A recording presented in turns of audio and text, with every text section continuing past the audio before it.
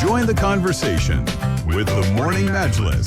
Pulse 95. Yes, you may join the conversation by texting us at 4215, and we're having a discussion about COVID-19 vaccines.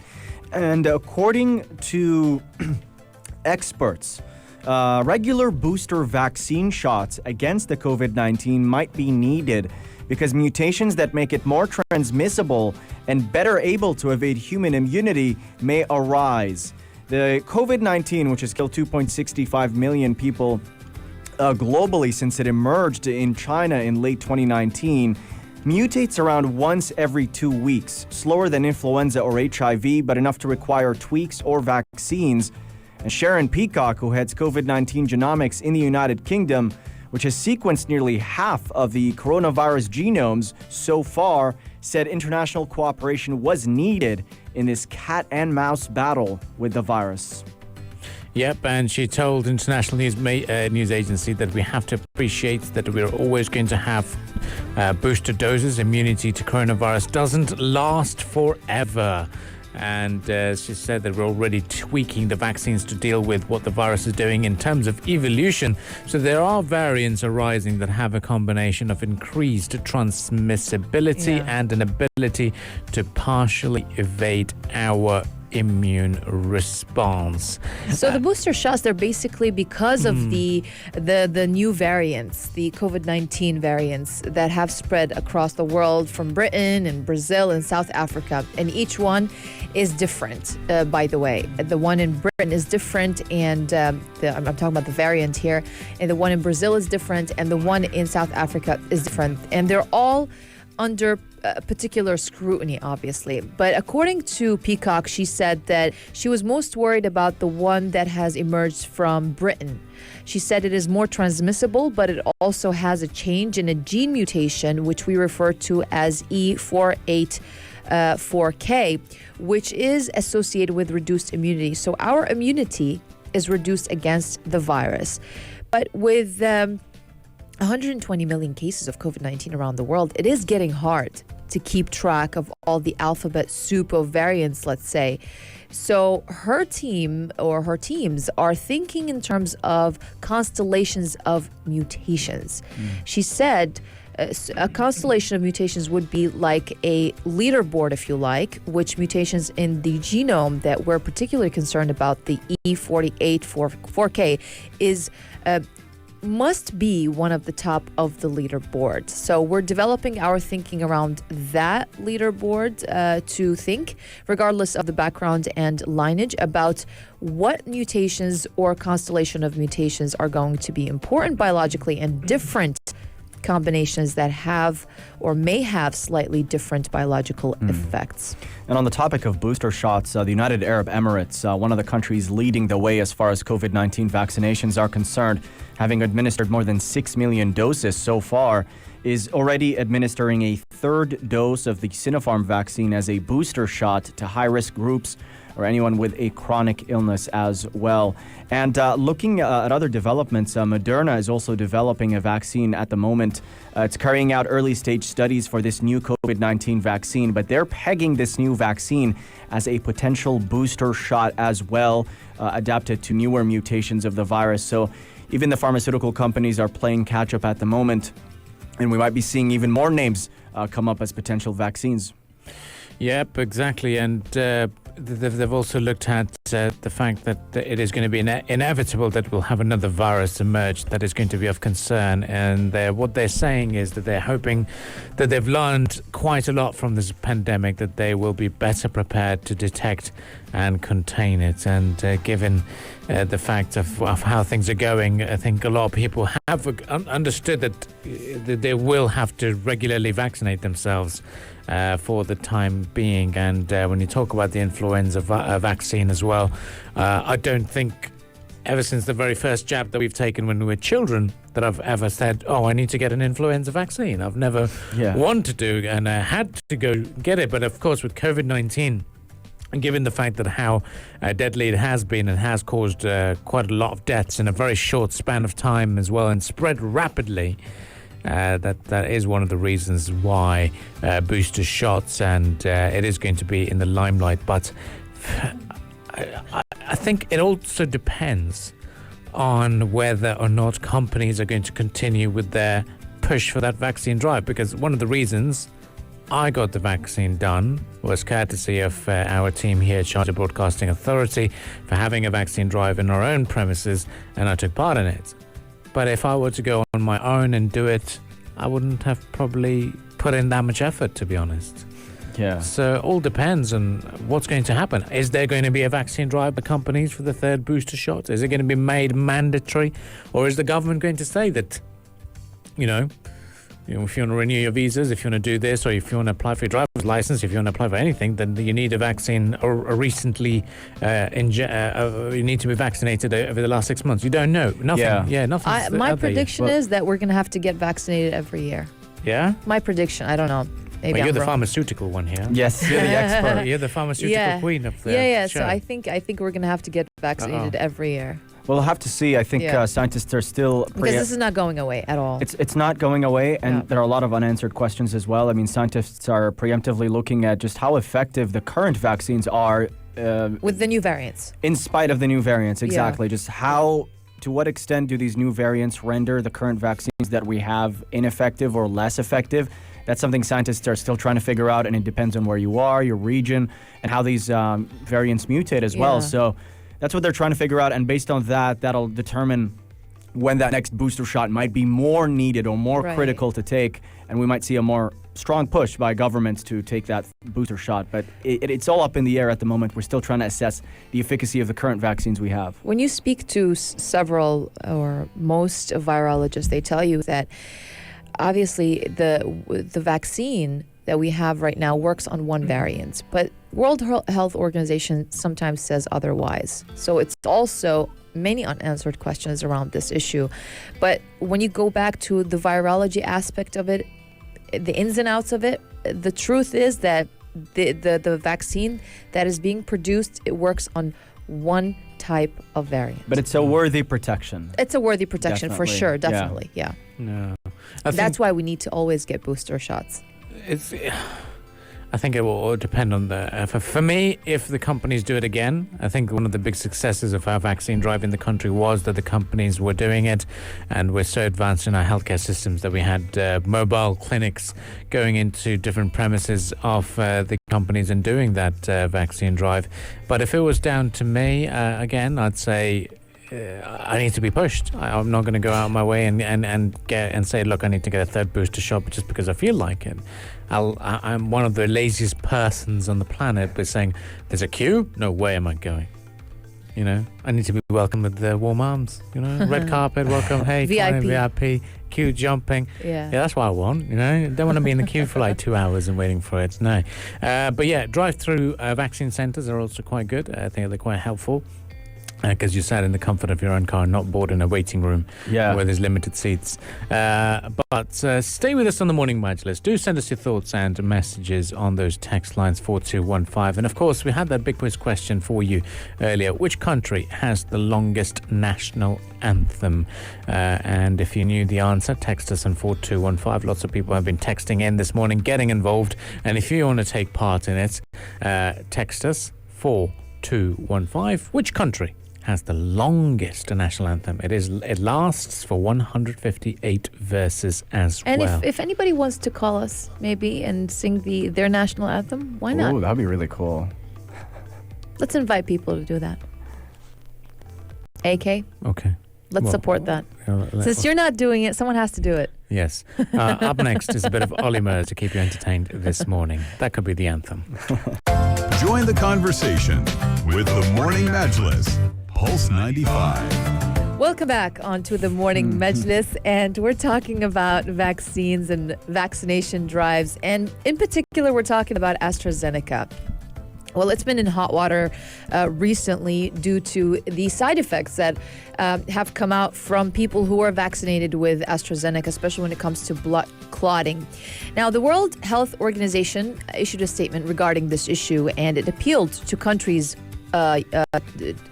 that yesterday not to pause vaccines or vaccination campaigns after two more European nations and one in Asia joined a handful of countries which have suspended use of the AstraZeneca's COVID-19 vaccine over the safety fears.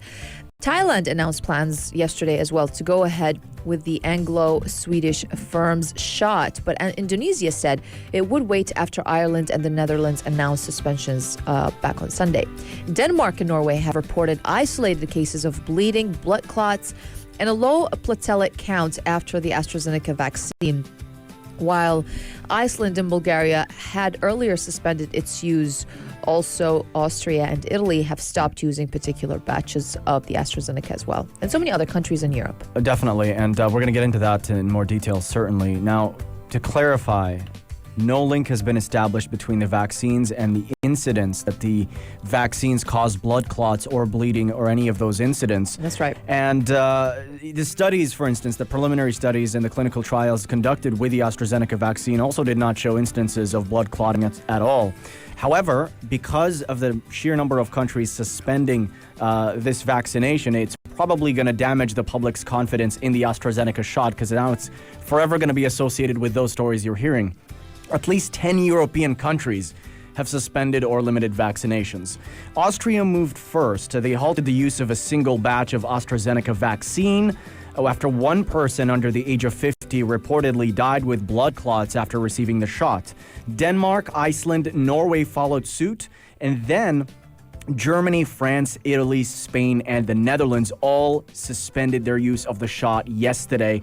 Dutch authorities said 10 cases of problems, including possible thrombosis or embolisms, have been reported by people who had received the jab as well. These events are called thromboembolic events. They occur when the blood clots, which prevent normal circulation, occur, and they can be fatal. For example, if the blood clot travels to the lungs.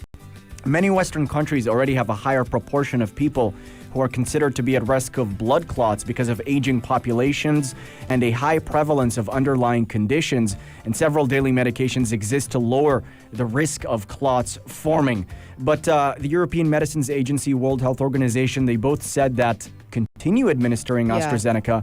The benefits of inoculation outweigh the current risks, and there's been no evidence in the clinical trials of blood clots forming during them as well. But this certainly does not bode well for a fragile public confidence, particularly in Europe, about the AstraZeneca vaccine, especially given public statements, for instance, Angela Merkel, the German chancellor, last month, saying the AstraZeneca vaccine had a, quote, acceptance problem and had concerns about its serious side effects. And there was that row between AstraZeneca and European countries as well about supply and deployment, and that might play into this situation. That's right. AstraZeneca actually said on its website that there have been 37 reports of blood clots out of more than 17 million people. So 37 reports of blood clots out of the 17 million people vaccinated in the 27-country European Union and Britain as well.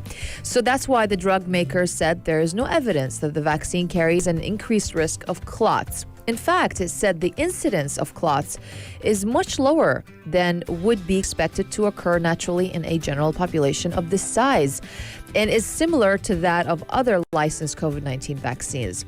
So that's why also the European Medicines Agency and the World Health Organization, they have also said that the data does not suggest the vaccine caused the clots and that people should continue to be immunized. It gets everyone concerned, doesn't it? I mean, us as average everyday listeners are getting worried, saying, what is going on? Because we do administer the AstraZeneca vaccine here in the United Arab Emirates, and you know, Dubai Health Authority in particular are administering them for their frontline staff and even teachers, British teachers who opt to choose their own, the British vaccine as is described as at times. They can do that. But leader of the CSU party in Germany said also, echoing our thoughts here, that the country needed clear guidance from its own experts, especially when Angela Merkel has been quite vocal about it as well. But so far, the WHO say that more than 300 million doses of COVID-19 vaccines have been administered around the world, with no cases of death found to have been caused by any of them. Stay with us on the Morning Majlis. Up next is some musical entertainment, and then we return right after the news headlines here on the Morning Majlis. Entertainment headlines. Entertainment headlines. Entertainment headlines. This is This is The Buzz. Have you guys seen Mank before? Mank. Netflix 1930s Hollywood drama Mank. Well, what's interesting about it is it's a black and white movie. Whoa. Yeah, a new black and white movie, and it's getting a lot of traction. And it's been nominated 10 times for the upcoming Academy Awards. See, that's the thing. Like, but I haven't seen it. I haven't heard of it. And I don't know anyone who's seen it here. I don't know. It's just, I don't know. I'm looking at it. I'm like, okay, well, how come I didn't come across it? What about you, AK? Karim? No, I mean, the thing is, this is the discussion we just had off air as well. Yeah. In terms of, the movies that win these Oscars and all these big awards are always the movies we've never watched. Exactly. That's what we say. Yeah, you know, we like- were talking about this off air. Exactly. Like Parasite. I think I watched Parasite. Parasite, a lot of people watch. Yeah, I think I did watch that. But looking at other big movies that have won Oscars in the past, they're always something that's didn't even exist. I did not know. True. I think it's because the Academy looks, I think, at certain aspects that we don't look at. True, the critics, yes, Yeah. exactly. So there's a lot of more. They're normally not very commercial movies very as well, very deep as well. And this one is from. And apparently Netflix has been dominating these Oscars this year. Just goes to show that streaming platforms are the way forward. Yeah. Took over, especially this year as well, and the past year due to the circumstances. But let's get into the list of nominations. Pretty interesting as well. We're looking at 70 women receiving a total 76 nominations. So one of the headlines surrounding the upcoming Oscars is the sheer diversity of the nominations, which include Emerald Fennell and Chloe Zhao being nominated in the directing category in the same year for the first time. Zhao was also the first woman of color to be nominated in the category. Getting into Mank, it's a black and white drama about the screenwriter Herman Mankiewicz and how he developed the legendary film Citizen Kane as a screenwriter. This led as far as having the top nominations among the Oscar picks this year. And in light of the discussion around diversity and the Oscar, it is also notable that three men of African descent, Leslie Odom Jr. for One Night in Miami, Daniel Kaluuya, and Lakeith Stanfield for Judas and the Black Messiah were all nominated in the Best Supporting Actor category. And husband and wife stars Nick Jonas and Priyanka Chopra announced the nominations in a ceremony from London. Wow. Well, this is going to be exciting times indeed, isn't it? But do awards really matter? Do you think you guys tune in? It used to matter to me so much when I was much younger. You hear that quite a bit, that Oscars and these big award ceremonies, they resonate less with the public these lately days. over the past few years. 92nd year of these Academy Awards. I think it's 93rd. And they have declining ratings too, by the way. Yeah. Definitely. They do, yes. I remember when it was Oscar night, when I used to live in the States back like in the 2000s, beginning of the 2000s. It was a must. Everyone was glued to their television screens on Oscar night or Grammy night or even MTV Awards. Oh, yeah. Yeah, small as that, people would be like glued to their television screens. So yeah, it used to be a very big deal. Unlike now, I think their ratings have declined Yeah, it's not just the Academy Awards either. They did Nielsen studies, and the Emmys and the Grammys also saw declines in viewership, prompting questions as to why people are not tuning in as often as they used to. Are people getting bored with big award ceremonies, or are they consuming them differently? Or is the market saturated with too many live award ceremonies that made Grammys and Emmys and Oscars less exciting? Because we've been seeing the Golden Globes, the Billboard Music Awards, the People's Choice Awards, the constant awards throughout the year. So people might not be as excited about one thing than the other. To be honest, I'm not as excited as I used to be about the actors themselves. I'm not bashing any actor. Right? They're all great. But I mean, if you're comparing who we have now with, for example, Al Pacino or you like the classical actors. Yeah. You like the charming Marlon individuals. Brando or like who else do we like? Al Pacino, Robert De Niro, all of them. Meryl Streep, for example, or Julia Roberts. We never see them much. Jack Black. Amazing. The thing too is like we have so many options so you today. cannot compare. Yeah, we have too many options, but like because maybe I grew up with those figures as actors, real No, they're actors. absolutely they're incredible actors. I mean, they're just, you cannot compare with them. But yeah, the thing is, you have so many movies coming out every time, so you don't have that. Usually, I mean, back in the day, there was that one blockbuster that would come out and everybody has to go watch it. Exactly. That happens a lot less these days. Exactly, yeah. Like, who watched Mank? Out of all of the three of Text us. us at 4215 if you've seen Mank.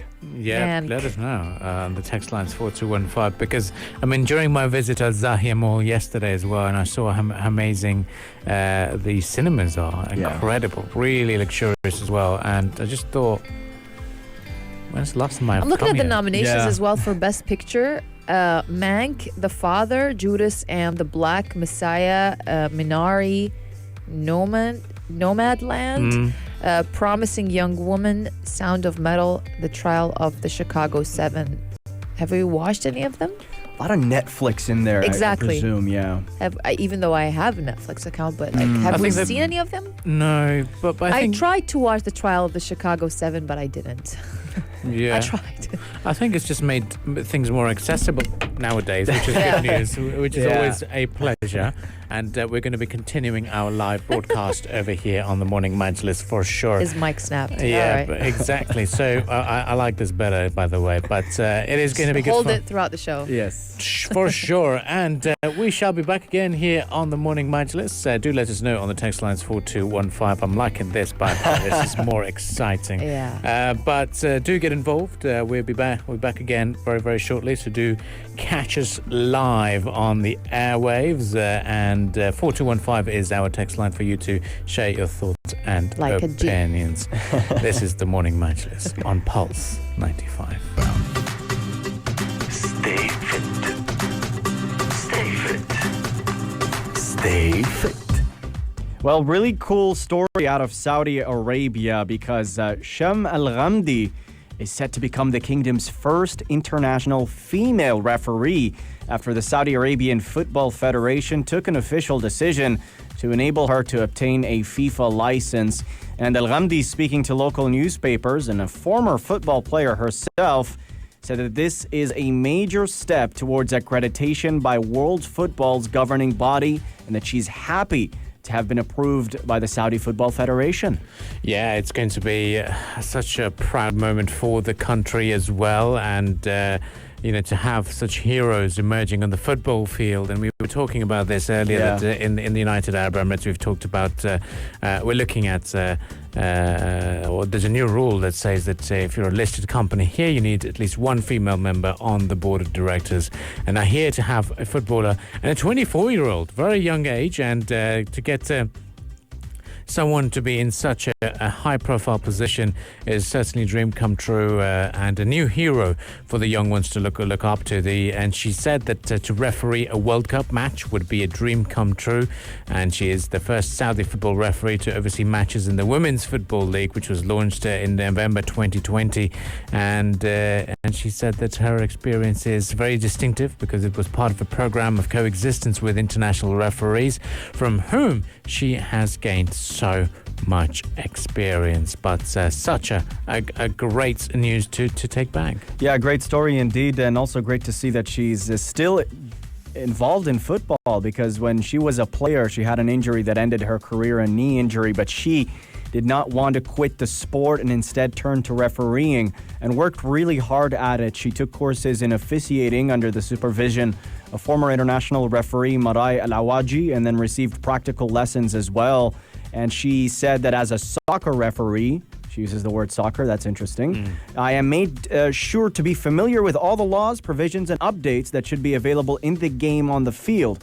She also attributed her success in refereeing to her passion for the game, and she strongly believes in the future of sports for the kingdom, she said, and hopes they play a vital role in helping achieve success in her field. Yes, of course, and staying with the world of football, today is going to be a very important game for for Rania Saudi in particular. It's Real Madrid versus Atalanta later on today as part of the Champions League, as well as Manchester City and Bayern Mönchengladbach kicking things off later on in the day. So the aggregate score stands at 1-0 to advantage Real Madrid as they play at home, and also for Manchester City. So it's going to be a great second leg of the round of 16 encounters in the UEFA Champions League, and Mönchengladbach will need a lot more, something extraordinary to beat the Champions League sides, or Manchester City sides. So it'll be interesting encounters to look forward to later today. Indeed, and a big boxing fight as well that's coming up. Anthony Joshua and Tyson Fury's world heavyweight title showdown has moved a step closer. They signed a 2-fight deal for this to determine the undisputed heavyweight champion, an all-British bout, and two very exciting fighters. So that's going to be very interesting. But so far, the location and dates have not been announced. I think there's such a high-profile, massive advert for the sport as well. So that's going to be a big fight to look forward to indeed, and we're really anxiously waiting for it. And there was a bit of a teaser when we heard about that news yesterday. But do stay with us on Pulse 95. Lots of music on offer. But to discuss and to catch up with most of our discussions, where can we go? Oh, we can go to Apple Podcasts, Spotify, and SoundCloud to listen in to our audio conversations. And you can also log into YouTube. Just type in Pulse 95 Radio, look for the Morning Majlis playlist, and subscribe, share, and like, please. We'll be back again bright and early tomorrow morning. And if you'd like to get involved on those text lines, 4215. And yes, the answer for the world's longest national anthem. Lots of people came back with the responses. Some people saying China and some people saying Uruguay. But no, the correct answer is Greece. It has the longest national anthem of 158 verses.